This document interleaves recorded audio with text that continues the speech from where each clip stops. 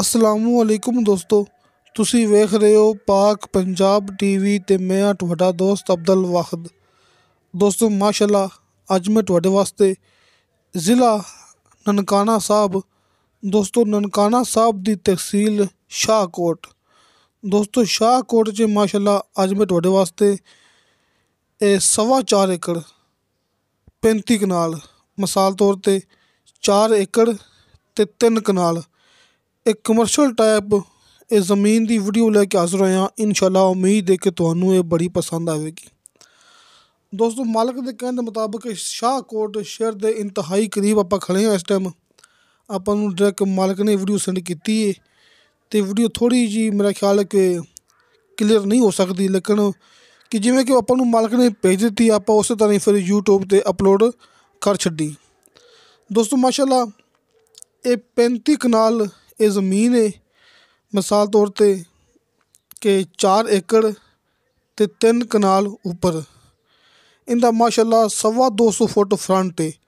ये Shahkot main road के उपर इंदा 250 फुट इंदा फ्रंट है तो बड़ी अच्छी तो बड़ी बेहतरीन ये बिजली मौके पर मौजूद वड्डा रोड है जोड़ा कि मेन रोड है शाहकोट मेन रोड तो शाहकोट शहर के इंतहाई करीब कि मालिक के कहने मुताबिक अं समझ लो कि आप किवें शाहकोट शहर के अंदर खड़े हुए हैं।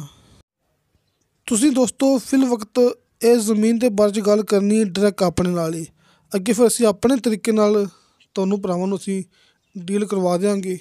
वो साडी जिम्मेदारी है। फिल वक्त नंबर अपना तुहानूं भरावां नूं सामने स्क्रीन पर मिल जाएगा भाई शफकत साहब का।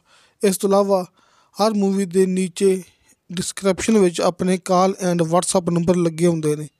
तो दोस्तों इस ज़मीन की डिमांड की है मुकम्मल ज़मीन की मुकम्मल 35 कनाल ज़मीन की 7 करोड़ रुपया। दोस्तों 7 करोड़ रुपया इनकी डिमांड है। थोड़ी बहुती कमी पेशी प्यार मुहब्बत हो जाएगी तो मेरे बारे च भरावां नूं पता होना है कि अपना ऑफिस है अपना दफ्तर है आरफ वाला शहर कुमारां वाला चौक। मैं भरावां नूं हर मूवी च ये गल करदा हुन्ना। तुसीं ये नहीं समझना कि अब्दुल वाहिद ने 7 करोड़ डिमांड रखी है आपकी मर्जी नाल पता नहीं मालिक कित्थे ज़मीन दे देवे। दोस्तों ज़मीन हमेशा तो मालिक के सामने बैठ के गल हुंदी है। चोरी चुप के किसी इंसान की ज़मीन आप सेल नहीं करवा सकते। तुसीं आओगे आपां तुहाडी मुलाकात करानी है डायरेक्ट मालिक नाल आमने सामने बैठ के ज़मीन के सौदे हुंदे ने। दोस्तों तुहानूं साडी वीडियो पसंद आवे साडी वीडियो लाइक ते शेयर ये ज़रूर करो। अपने बेहतरीन जे कमेंट्स लेके भेजो। जिन्हां दोस्तों ने अपना चैनल सबसक्राइब नहीं किया उन्हां अगे रिक्वेस्ट है कि अपने चैनल नूं करो सबसक्राइब ते नाल ही बैल आइकन नूं करो ओके ताकि साडी अगली वीडियो का नोटिफिकेशन तुहाडे तक पहुँचे तुसीं वो वीडियो वेखो सब तो पहले। क्योंकि दोस्तों यूट्यूब पर तुसीं मूवियां बहुत वेंदे होवोगे लेकिन अपना काम है बिल्कुल ओरिजिनल आपां बकायदा दफ्तर बनाया है कि अपने मूवी च झूठ नहीं होंदा अपनी मूवी फेक नहीं होंदी। इंशाल्लाह मिलांगे अगली वीडियो ते खुदा हाफिज़।